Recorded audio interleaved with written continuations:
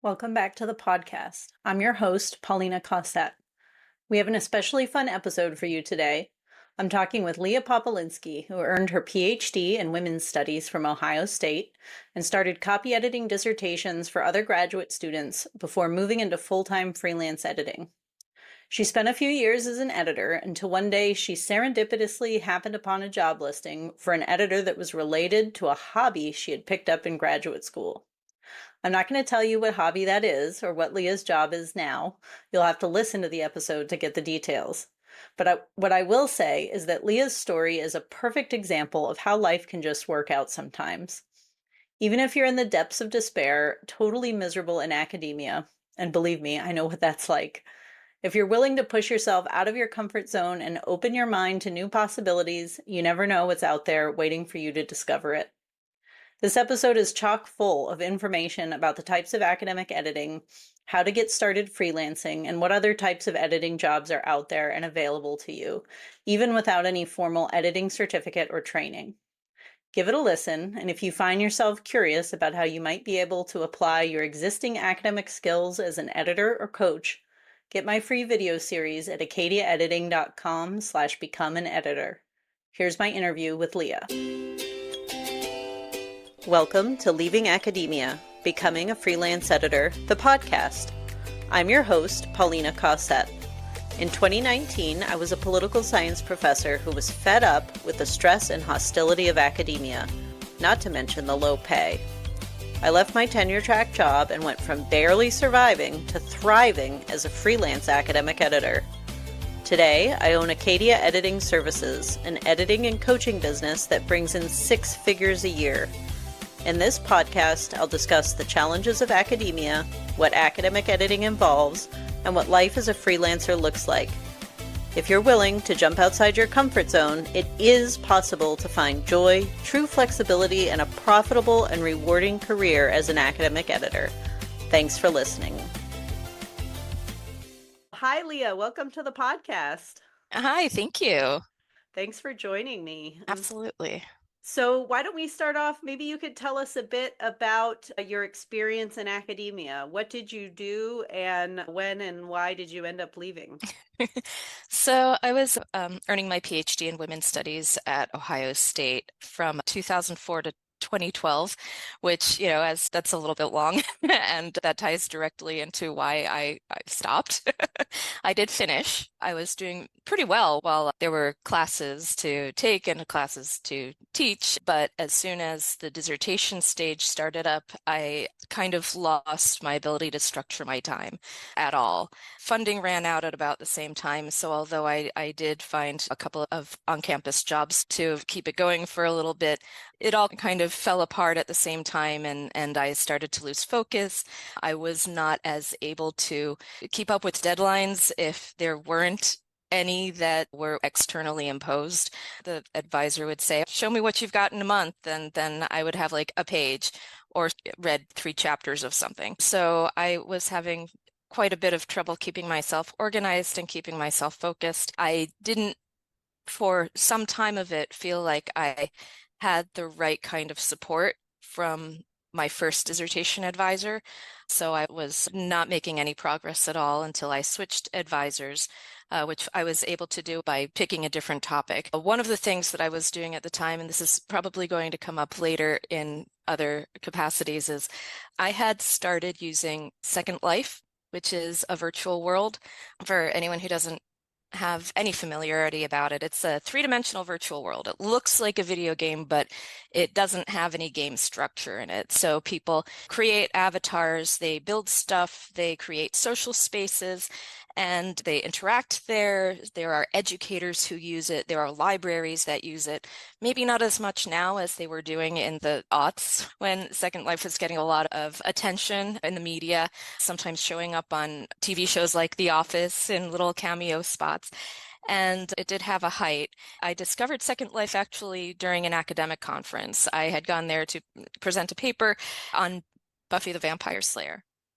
My PhD is in women's studies. So my paper was on, I don't even remember what it was anymore, but something to do with women's studies and Buffy. There was kind of a little Buffy social click among attendees. And many of us went to see a Buffy presentation that had to do with how somebody had started making Buffy avatars in The Sims.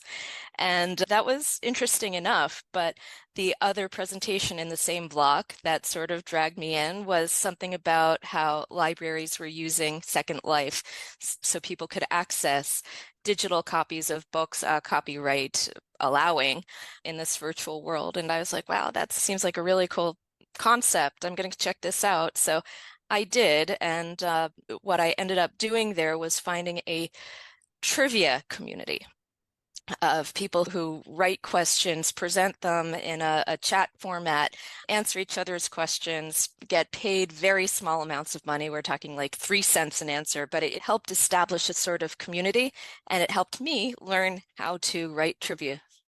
So you were in academia when you Yes. discovered Second Life. Tell us about how did you leave academia? Second Life was part of the process of leaving academia because it became my dissertation topic, because I recognized that I was falling down an internet rabbit hole while I was there. So I was like, well, if I'm going to spend way too much time in here while I'm procrastinating on my dissertation, maybe my dissertation should actually be on it so that I'm using this time in a more productive way. So I changed my dissertation topic to that. I got a new advisor who was a whole lot more supportive. She was instrumental in me being able to set reasonable deadlines and reasonable expectations for myself to structure how I was completing it, and I actually got it done. And it only took me 5 years. So I did manage to do that. She was supportive on kind of an individual basis, but at the same time, I was recognizing that I had sort of alienated myself from the academic community for the most part, aside from her. I didn't really have any other communication with the other people on my dissertation committee during any of that time up until the point I had to defend my dissertation.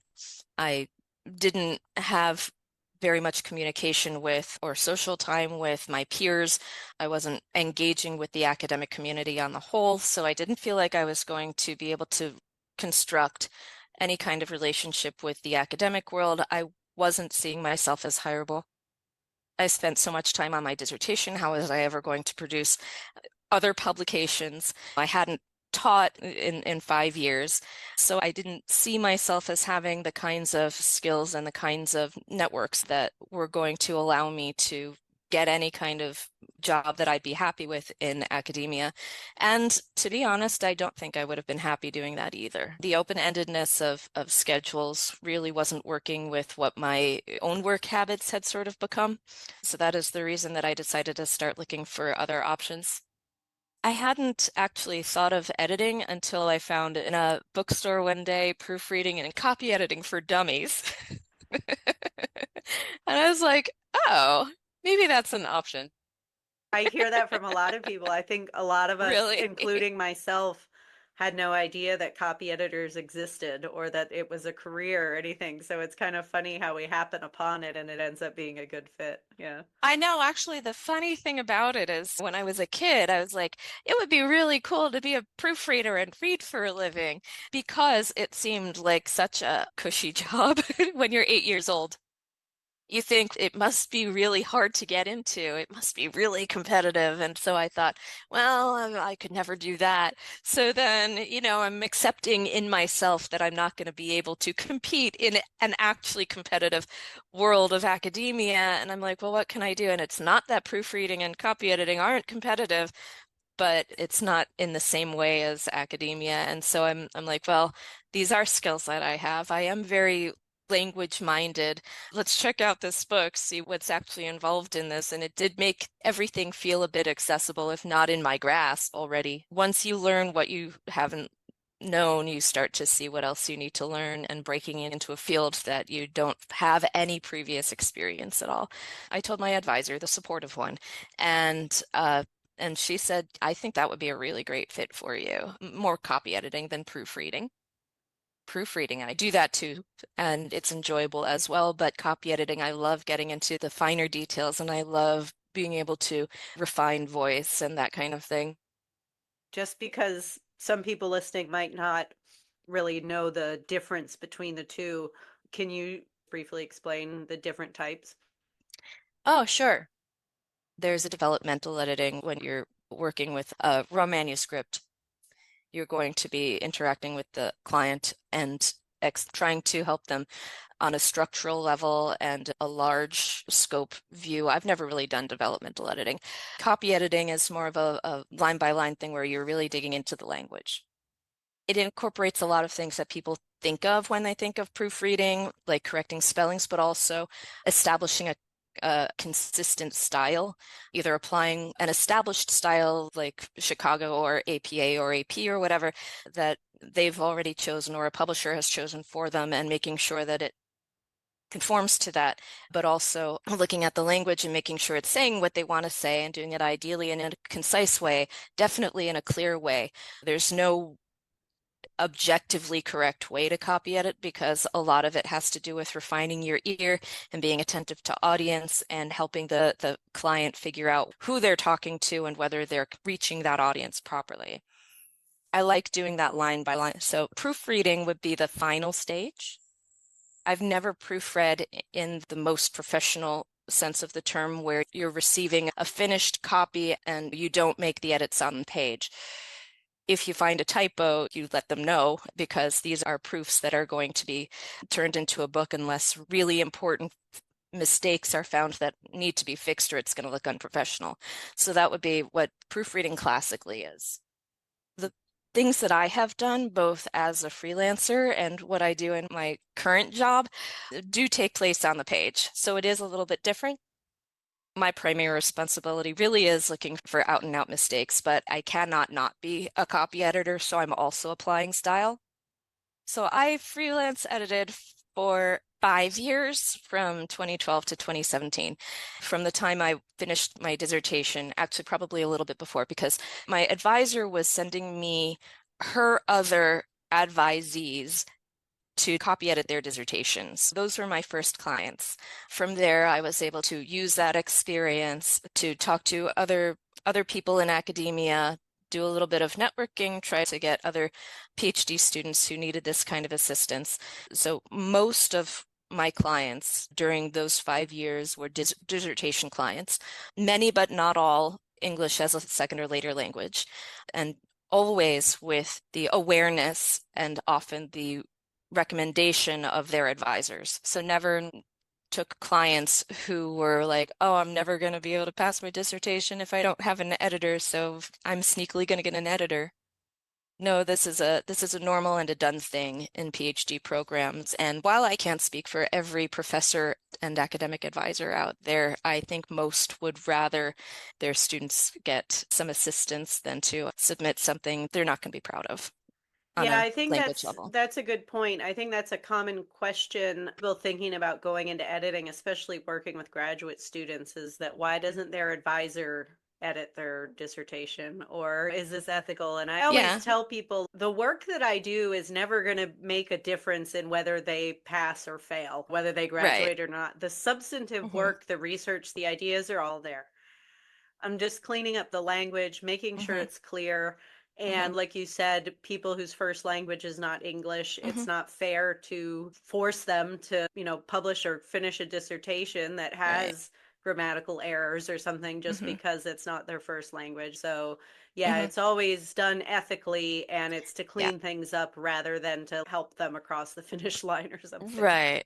Yeah, exactly. And when you're working with styles like AP, which I did a lot with dissertation clients, it's the rules and the guidelines for everything from the type you're supposed to use to absolutely citations, but also, do you use passive voice versus first person, which is often a big conflict. By the way, AP prefers first person over passive voice, which a lot of people don't realize that, including one of the advisors whose students I worked with. Some of the rules and the guidelines that the students are going to be judged on later are very, very granular and very specific, and whether they pass or fail their dissertation defense is probably not going to hinge on that, but it is going to mean, oh, you have to go back and fix this. Oh, you have to go back and fix that. And it doesn't necessarily need to be something that they should know on an editorial level how to put this into place properly. So what they should be focusing on is the substance, is the research, is being able to explain their thoughts properly. Those are the things that are going to later get them published, that are going to later get them jobs. It's style Yeah, versus substance. We're all yeah, about the style.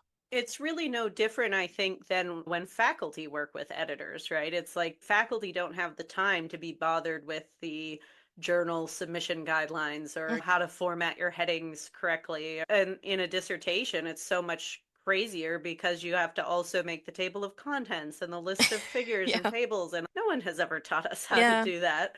I think it's definitely an administrative type assistance role rather than Some, playing the role of advisor. Although I do know plenty of dissertation coaches who do play sort of a role of advisor because the students' uh, advisors don't play that don't role. want, yeah, yeah. But I'm curious. So I have never gotten an editing certificate. It sounds like you were drawing on your experience writing Mhm. your dissertation and your own research. Is that right? Yeah, yeah, I don't have any editing certifications either.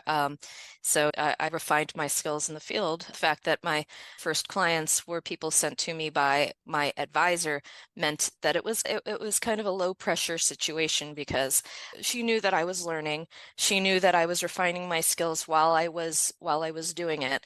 But I did also join EFA, Editorial Freelancers Association, and start taking workshops. I did start going to conferences, learning things from my peers, following editor social media, sometimes participating, sometimes just lurking. And these are the ways where you start to learn what it is that you don't already know.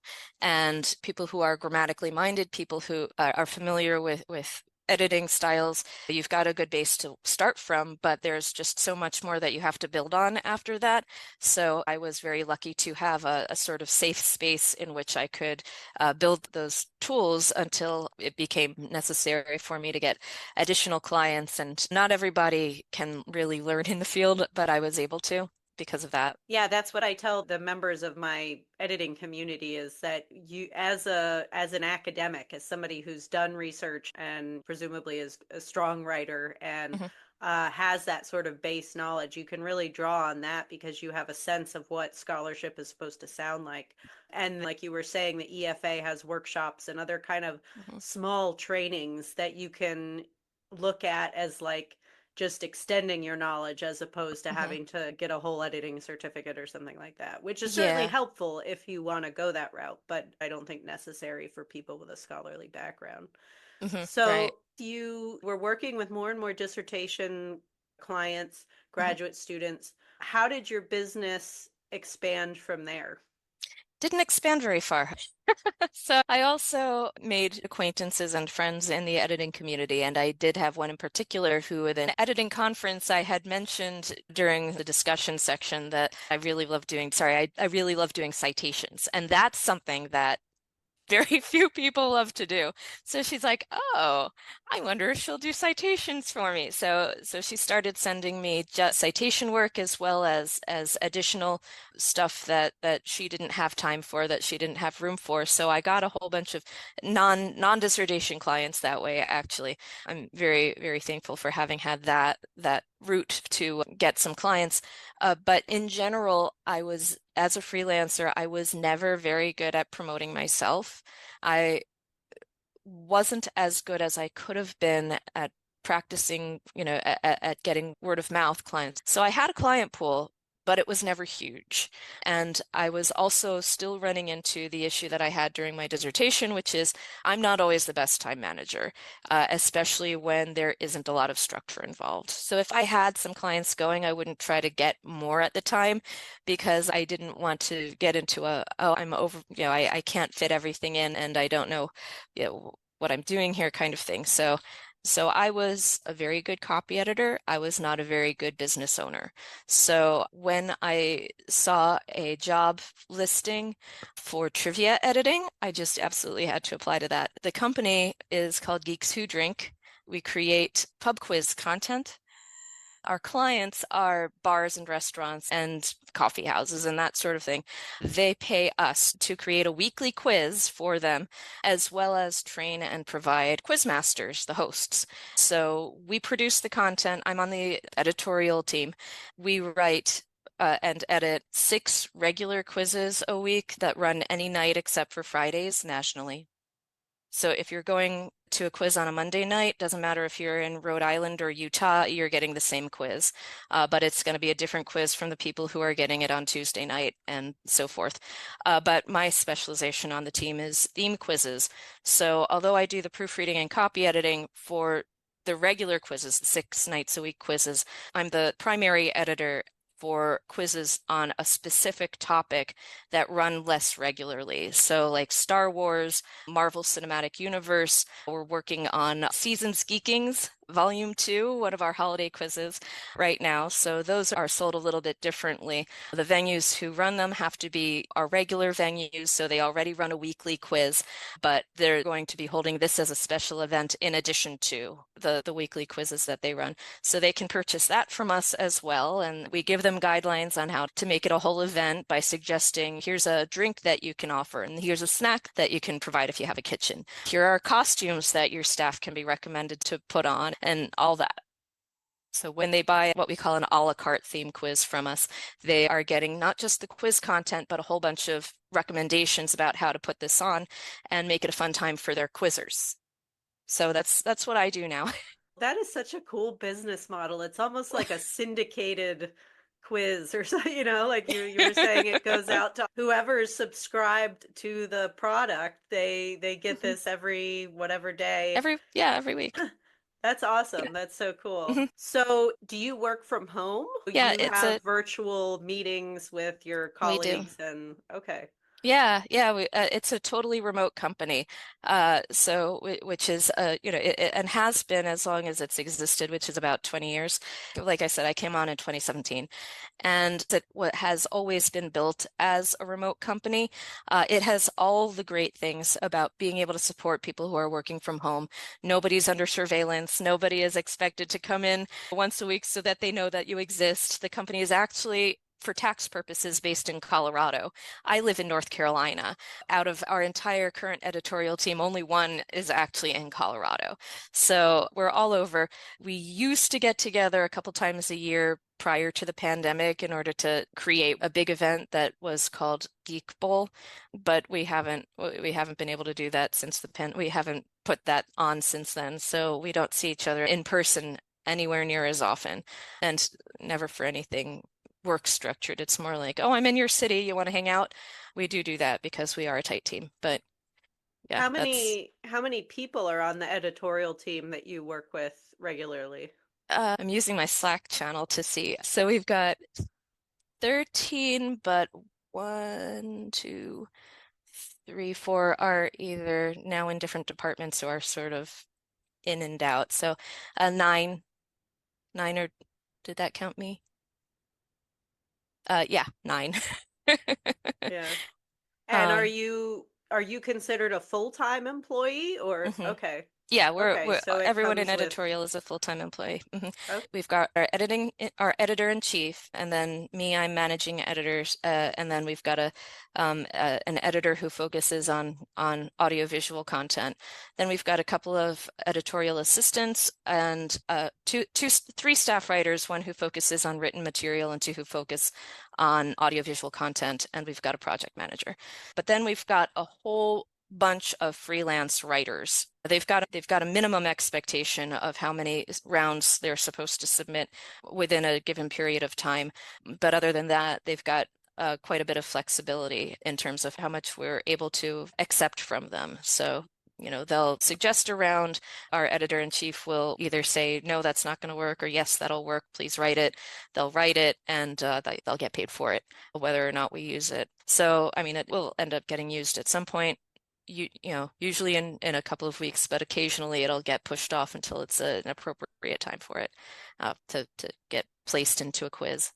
The daily quizzes are general knowledge, so we like to have a good range of topical materials, and every quiz will have an audio round and a visual round. The audio round is almost always Name That Tune. The visual round will be either images or video, and we'll say, name this TV show, name this movie, or something a little bit different because we have very creative AV writers and they'll come up with some really cool stuff sometimes. So, what are the criteria you're using to vet these? So, these writers, they Yeah. draft the questions, they submit them. Mhm. Obviously, you're checking for typos and clarity and that sort of thing. What else are you looking for? That's a really good question because editing trivia is a skill that I'm not sure if these particular skills exist anyplace else, but I think of it as micro editing. So a good trivia question is going to have a pin, which means that it's not open-ended. There's going to be some kind of hint within the question that points very clearly to one specific answer. If it's one specific answer that goes by different names, we'll count for that. That's fine. But you can't write a question that is so open-ended, like, where did such and such happen? Well, are we asking for the city or the state or the country or planet Earth? That's an obvious example, but it can get less obvious when you're in the content itself. It's got to have a pin. When we can, we like to get more than one way into the question. So, maybe you'll be able to answer this question based on language knowledge. Maybe you'll be able to answer this question based on science knowledge. Maybe you'll be able to answer this question because you heard it come up in this movie that we're referencing very subtly in the question. So we try to get that in. There's difficulty, and that's the hardest thing to pin down. We have table reads every day in which we just go through the entire quiz that's going to run a week from then. And one of the things that we have to assess from beginning to end is who is this accessible to? Our round one has to be the most accessible because if people come into the quiz and they bomb round one, they're not going to have fun for the rest of the game. So our rounds are 8 questions plus a bonus question that isn't worth any points. And what we aim for is most teams getting 7 or 8 correct on the first round, but not in a way that makes them feel insulted by the material. We're not going to be asking what's the capital of the United States, but we might ask something about Washington, D.C. that is a little bit more circuitous, and we know they know it, they just have to get to it based on whatever clues it is that we threw in there.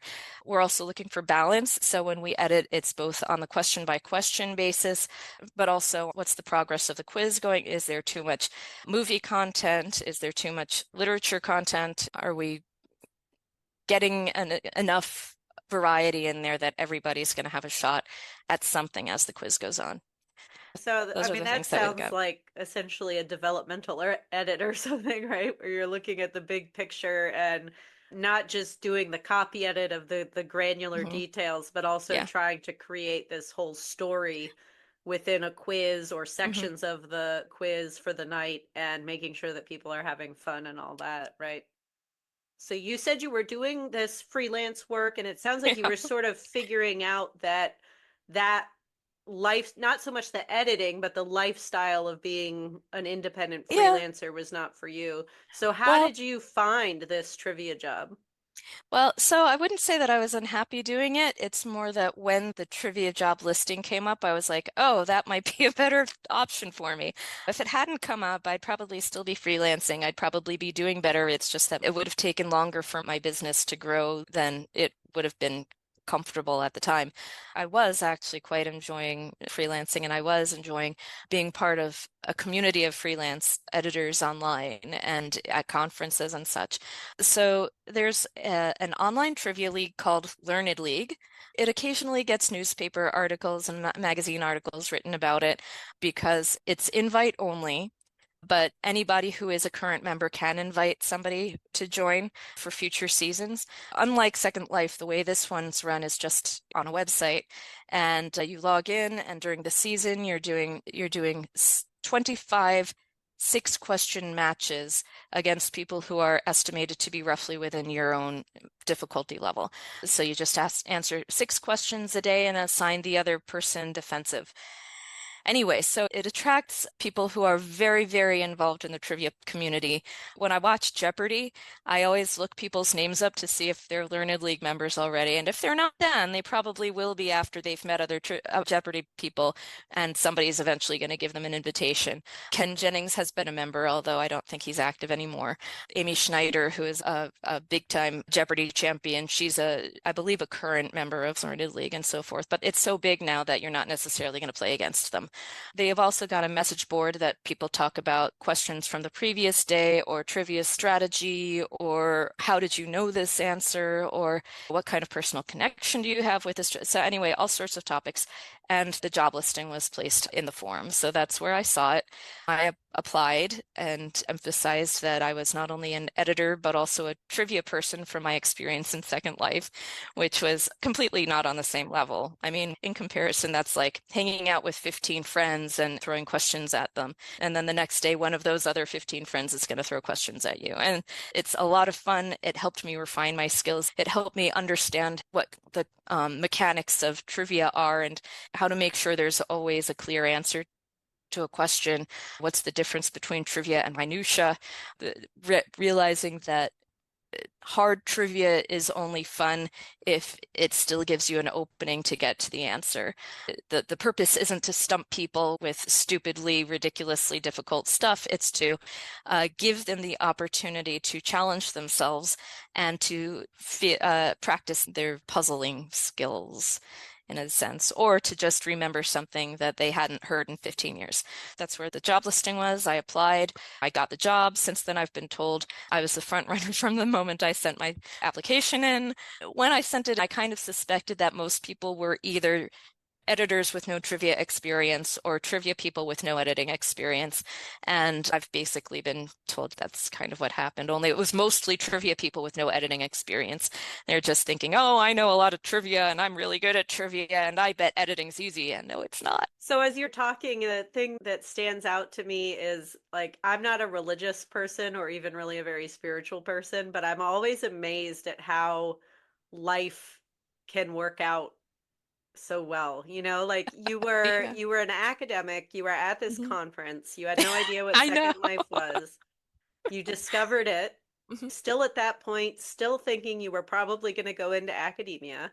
Mhm. And then you found that that wasn't the right fit for you, all while you're in Second Life and discovering trivia and all this stuff. Mhm. And then you go into editing, still having trivia as a hobby. And then all of a Yeah. sudden, years later, one day, you happen upon this serendipitous post Mhm. on a forum, not even looking for a job, but there it Right. is. And here you are in what sounds like the job you were made for, like the perfect skills. It sounds like you really enjoy it. And I think back to when I was so miserable as an academic, Mhm. just dealing with students and threats and administrators who were not Mhm. supportive. And I just was like in this terrible, terrible place, having no idea what I was going to do. Mhm. And now I'm in the job that I feel like Mhm. I was made for, like taking this Yeah. terrible experience and being able to share it with other people who are going Mhm. through similar things and say, look, you can find this way out. Whether you end up as an editor or a coach or in industry or in trivia or whatever it Mhm. is that you end up, there's something out there that makes you happy, that can make you happy, that you Mhm. do have these skills for, even if they need to be polished a little bit. You do have these skills and this knowledge, and you can do this. You just have to be willing to try, to go Mhm. try something else. So that's that's so cool. I love that, that you were open to that and you went after it. And yeah, that's great. I always thought when I started this course that it would be like grad students who couldn't find jobs or something. But what Right. I found is it's actually tenured faculty who Mm. they've worked and worked and worked, and they've finally got the holy grail of tenure, Mhm. and they're still miserable. Still It's like happy. I've Yeah. done everything I'm supposed to do. I've ticked Mhm. all the boxes. I've arrived. I'm not making more money than I was before Yeah. tenure. I have more work to do and I'm still miserable. They're the Mhm. ones that are going to find something else. But of course, there's a variety, but it is a lot of Mhm. tenured people. What would you say to somebody who finds that they are unhappy or it's not the right fit? How can they go about making this decision? Because I think it's Hmm. pretty nerve-wracking to try to Right. figure that out. Yeah, and if you are a tenured faculty member, you probably don't have a heck of a lot of time to take on a freelance project and see if it's for you. So chances are good you're going to need to make a bigger jump that is more of a risk. I don't know how you would fit that into faculties maybe during the summer. I don't know, but you're supposed to be putting out publications. I think that the first thing to do would be to get in touch with editorial social media avenues because you can learn a whole lot about what other people are experiencing uh, in their professional lives. And even if you're not participating, even if you're just reading, even if you're just lurking and learning, you can learn just so much just reading what the discussions are like, what kind of problems other people are experiencing in their jobs. It's easy to think, oh, if I were only doing this, all my problems would go away. Yes, they would, but then you get more because there's no such thing as a career that has no difficulties of any kind. So you're deciding not only which pros you want in a career, but also which downsides are going to be the most manageable or the most tolerable for you. You'll also learn from social media, from these conversations, and from these supportive discussions. What kind of a support system exists out there? Are you getting that kind of support from your current position, or can you see yourself feeling more supportive within this social environment, this professional environment? Do you feel like you're going to be able to access these professional tools? Where are you within the developmental spectrum? What tools do you personally already have to offer? How much more do you need to build? So these are the kinds of things that can help you get more of a sense of whether this is the correct environment for you, whether this is going to be the correct set of challenges for you, whether it's going to be a better option than the known issues that you're already struggling with. I think I sound like I'm taking a very negative spin on it, but it is a side of it that if you're considering an enormous career change that you would need to take into account. But it's also about finding access to a very strong and a very involved professional network. That was one of the things that struck me the most when I started looking into how do I do this, is that a lot of how you learn how to be an editor is talking to other editors and listening to other editors and finding out what tools you need to strengthen and how you go about strengthening those and taking advantage of whatever kinds of resources are available to you. I guess look into what the resources are and get involved in the social side of things and see if it's a good fit. Yeah, I think that's a great suggestion. I'll put some links in the show notes to some of the Facebook groups, but the ones off the top of my head are Editors Association of Earth, and there's a group that's specifically academic editors, which I think is where Mhm. you and I connected because I posted Yeah, I about think the so too. podcast. Yeah. And I think that informational interviews or just chatting with people on Messenger or something in those Hmm. groups, especially people with an academic background who have gone into editing, are very willing to give feedback and give you an honest take on what this is like and whether or not you have the skills, just based on what your own assessment of your experience and that sort of thing. So yeah, that is a great way there. And I think also on LinkedIn too, people can connect with each other and get a sense of what the life is like before they start to jump in. So Right. well, thank you. This has been a really fun conversation. Anytime somebody mentions Star Wars or anything like that in a conversation, it's going to be good. And now I really want to read that trivia. So if somebody wants to connect with you and learn more about what you do and what your company does, where can they Hmm. find you? I'm on Facebook, Lea Popielinski. Like I said, the company I work for is Geeks Who Drink, so it's geekswhodrink.com. And if you just want to find a quiz, there's a location finder. Like I said, it's across most of the country. We were never quite in all 50 states at the time of the pandemic. Of course, a whole bunch of venues closed in 2020, and so we've been slowly building our client load back up. And I think we're just about where we were prior to the pandemic, but not necessarily in the same geographic distribution. So some states have tons, like Colorado, New Mexico. Other states I'm not sure have any at all. I don't have any in my own immediate radius, although there are a few someplace else in North Carolina. But you can see if you have a location near you and what night of the week that is, and come out. We think we're the best trivia in the country, but I mean, we might be biased. I don't think we're biased. When we go to other quizzes, we're like, yeah, we're better than that. But yeah, come do quizzes and check out our social media as well. Geeks Who Drink is also on Facebook and on Instagram and on TikTok. Awesome. Thanks so much for sharing about that and for showing us what's possible outside of academia and beyond the traditional editing world. Yeah. Thanks for being on the show. Thank you for having me on the show. If you're unhappy in academia and you think you might be a good editor or writing coach, check out my course, Becoming an Academic Editor. This digital course is paired with a 12-week group coaching program to support you through your decision to leave academia or not, and to start building a profitable and rewarding academic editing business. Learn more by going to acadiaediting.com/become an editor. Thanks again for listening. I'll see you next time.